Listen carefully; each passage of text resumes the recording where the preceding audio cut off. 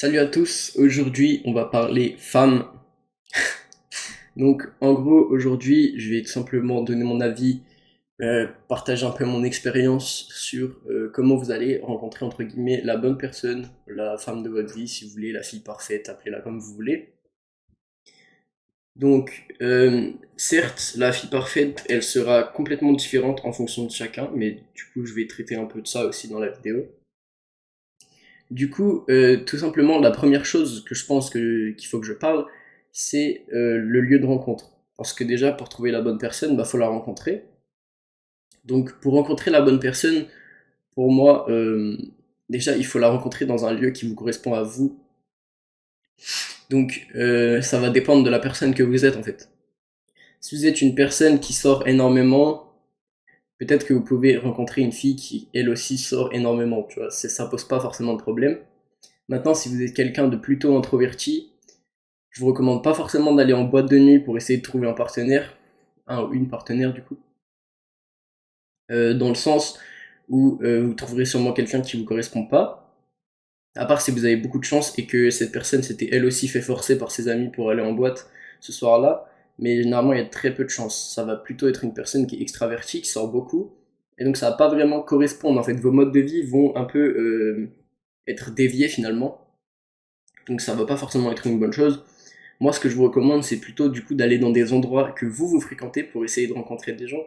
Donc moi, par exemple, tu vois, on sait pas comment ça s'est passé pour moi, mais dans la logique, je fais beaucoup de sport. Il faudrait que j'aille dans une salle de sport. Bah, c'est pareil pour vous, tu vois. Si vous avez un hobby en particulier, bah, allez dans un endroit où vous avez de fortes chances du coup de rencontrer quelqu'un qui a ce même hobby, qui a les mêmes intérêts que vous, potentiellement le même lifestyle que vous. Voilà, donc il y a beaucoup de choses à faire. Si vous êtes quelqu'un de très smart, bah, si vous voulez rencontrer quelqu'un de très smart aussi, généralement il va falloir aller dans un endroit où il y a des gens smart. Donc un endroit où il y a des gens smart, vous pouvez aller dans une bibliothèque, enfin des gens qui sont très cultivés, etc. Enfin, ça dépend de chacun. Ça déjà c'est le premier point, c'est sur le lieu où vous allez rencontrer la personne. À part si vous avez déjà du coup une personne en tête ou que vous parlez déjà à quelqu'un, ça c'est entre guillemets la première étape. La deuxième étape, une fois que vous avez rencontré la personne, que vous parlez un petit peu, etc., ça va être enfin normalement il faut le faire avant, mais ça va être d'établir des critères. Donc moi personnellement je vais pas parler des critères physiques parce que franchement c'est propre à chacun et dans le même cas je pense qu'il faut être délusionnel pour dire que le physique ça compte pas, ça comptera toujours un peu, mais c'est pas, enfin moi personnellement pour moi c'est pas la chose la plus importante, mais certes ça joue, tu vois, faut vraiment être con pour dire que ouais je m'en bats les couilles du physique. Si tu sors avec quelqu'un t'es pas attiré, c'est du bullshit. Donc ça, les critères physiques, j'en parlerai pas parce que c'est vraiment propre à tout le monde. Chacun va trouver son attirance vers différentes personnes. Donc ça, c'est entre guillemets, chacun voit midi à sa porte, voilà.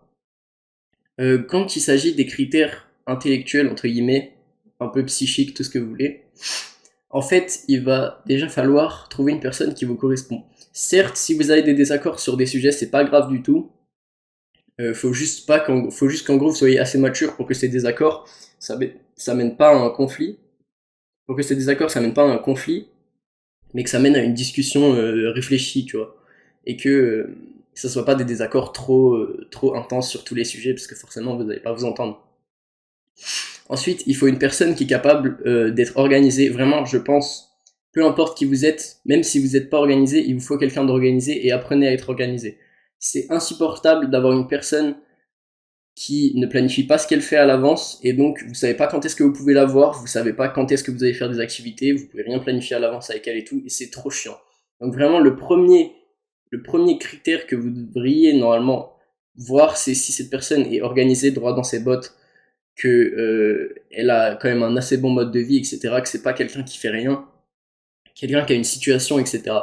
Vous pouvez pas vous permettre, si vous voulez progresser dans la vie, de rencontrer quelqu'un qui, en fait, vous êtes là, on va dire, vous êtes au milieu, et cette personne, elle est là, tu vois, elle va vous tirer vers le bas.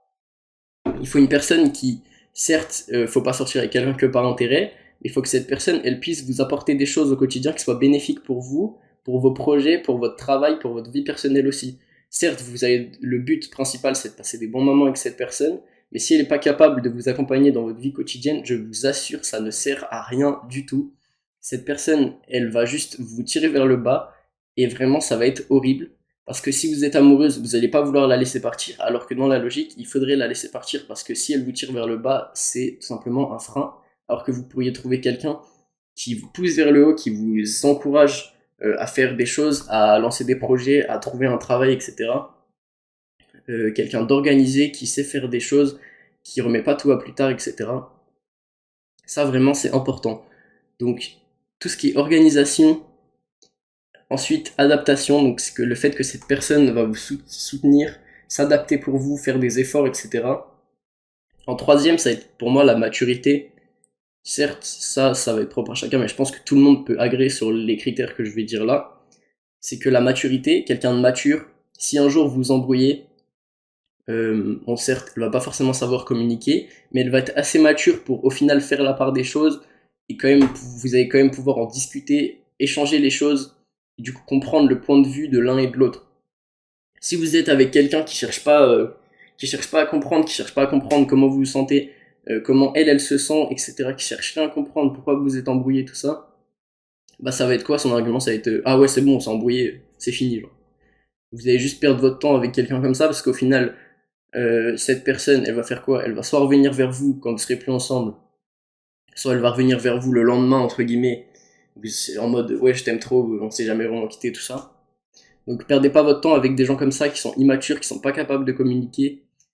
Certes, ça peut être dû à des problèmes personnels, mais dans tous les cas, je suis formel sur le fait que si mentalement vous n'êtes pas prêt, que ça soit vous ou la personne en face, vous ne devriez pas essayer de trouver l'amour. Vous devriez déjà essayer de vous fixer vous-même avant d'essayer de casser quelqu'un d'autre. Si vous n'êtes pas prêt personnellement pour date, pour avoir des aventures, laissez ça de côté pour le moment, concentrez-vous sur vous-même. Je déteste le fait qu'on dise ouais, faut rester focus, faut pas, faut uniquement les objectifs, tout ça. Je suis complètement contre cette idéologie-là parce que si tu trouves la bonne personne, elle peut te pousser vers le haut tous les jours, t'encourager à faire des bonnes choses, etc. Mais si tu trouves une personne qui est pas prête, si toi-même t'es pas prêt à aimer quelqu'un, à l'aider tous les jours, parce que vous aussi, vous devez être une bonne personne. Là, les critères que j'ai dit là, si vous les reconnaissez pas en vous-même, il va falloir s'améliorer si vous voulez vraiment trouver quelqu'un. Donc ensuite, forcément, il faut une personne qui a une situation, qui a un minimum d'idées pour son avenir, entre guillemets, qui a des projets, qui est pas complètement perdu dans sa vie. Après, certes, vous pouvez trouver quelqu'un de perdu dans sa vie, l'aider, etc. Mais il faut pas non plus qu'elle ait aucune idée de ce qu'elle veut, parce que après, en gros, sa vie, ça va être que vous. Ça veut dire qu'il y a forcément un risque qu'elle vous fasse, entre guillemets, perdre du temps. Parce que comme le seul, entre guillemets, projet qu'elle a dans sa vie, c'est d'être avec vous, elle va vouloir passer toujours plus de temps. Je pense pas que passer trop de temps avec la personne qu'on aime, certes c'est bien, mais ça doit pas être comme ça en fait. Genre si vous vous laissez jamais, enfin moi personnellement je le vois comme ça, tu vois, mais si t'es jamais tout seul, que vous vous laissez jamais respirer un minimum, bah ça, en fait le truc c'est que vous allez jamais pouvoir être séparés. Donc imagine sans c'est le premier argument, mais imagine pour quelconque raison, une semaine tu peux pas la voir, vous allez tous les deux être comme des fous parce que vous avez pas l'habitude, vous allez vous retrouver comme de cons. Donc ça déjà c'est pas une bonne chose pour ça. Et ensuite c'est que ça va vous prendre énormément de temps, ça va potentiellement vous empêcher d'avancer sur vos projets, parce que moi j'estime que quand tu passes du temps avec la personne que t'aimes, t'es censé être présent à 100%, tu vois. Genre, le temps que tu passes, par exemple, je sais pas, imagine, moi ma copine elle serait là mais je serais en train de tourner la vidéo, bah pour moi c'est pas du temps que je passerai réellement avec elle, parce que je serais concentré à faire autre chose, je serais pas concentré sur elle, tu vois. Donc pour moi, le temps que tu passes avec la personne que t'aimes, il est censé être très distant en fait. T'es censé être 100% présent. Limite, t'es même pas censé être sur ton téléphone, tu vois. Genre, vous devez juste enjoy les moments ensemble, tu vois. C'est pour ça que si les moments ils sont trop réguliers, bah forcément vous allez arriver à un stade où vous faites entre guillemets un peu chier, parce que bah vous allez être là, vous allez être posé dans le lit euh, sur le téléphone. Et après, certes, quand t'habites avec la personne, euh, ou même quand tu passes beaucoup de temps avec, forcément, il y a des phases comme ça qui vont arriver, c'est pas grave, tu vois. Mais je pense que la majorité du temps que tu passes avec la personne que t'aimes, vous devez faire des choses, des activités, voilà, faites les trucs si vous voulez aussi, enfin bref. Mais vous êtes censé faire des activités qui vous rapprochent, entre guillemets, où vous allez vraiment passer un moment présent tous les deux, où vous allez être là à 100%, tu vois. Et c'est pour ça que je pense que passer trop de temps avec ton ou ta partenaire à rien faire, bah en vrai ça t'apporte pas grand chose parce que tu passes du temps avec, mais au final tu profites même pas vraiment de la personne.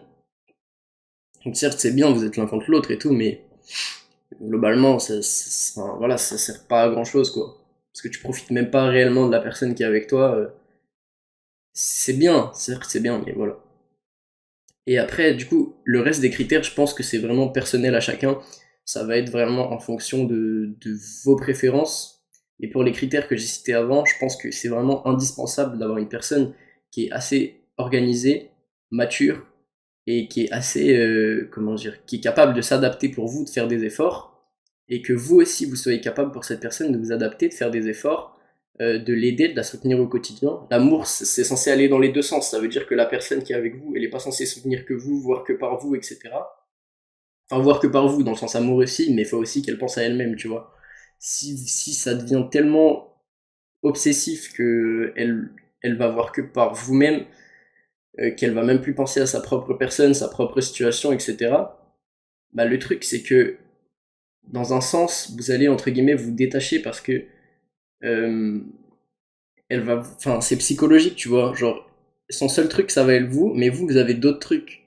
Donc, au final, au bout d'un moment, ça va, entre guillemets, vous repousser, alors que, bah, la pauvre personne, tu vois, elle a rien demandé. C'est pour ça que c'est important de trouver quelqu'un de stable, de vous aussi être stable avant de vouloir faire quoi que ce soit. Ça, je le répéterai jamais assez, mais si vous voulez trouver quelqu'un, un partenaire, assurez-vous d'être dans un état, je fais une vidéo sur la santé mentale, donc allez la voir, dans un état suffisant, où vous êtes capable d'assumer une relation, d'assumer comment vous vous sentez, etc., de parler, de communiquer, etc.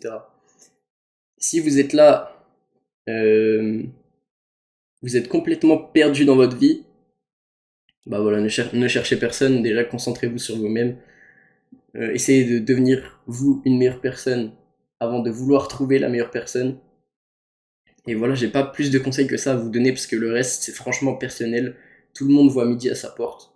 Mais je pense juste qu'il y a des piliers, tu vois, que tu peux pas ne pas avoir chez la personne que tu vas date. Et aussi, les gens en retard, c'est un big red flag. Datez pas les gens qui sont en retard. Voilà, c'est le dernier truc que je voulais dire. Mais ça va avec l'organisation, l'adaptation et tout. Bref. Voilà, j'espère que cette vidéo vous sera utile pour tous ceux qui ont pas encore trouvé l'amour de leur vie. Et moi, je vous dis à une prochaine vidéo. À très bientôt. Salut à tous.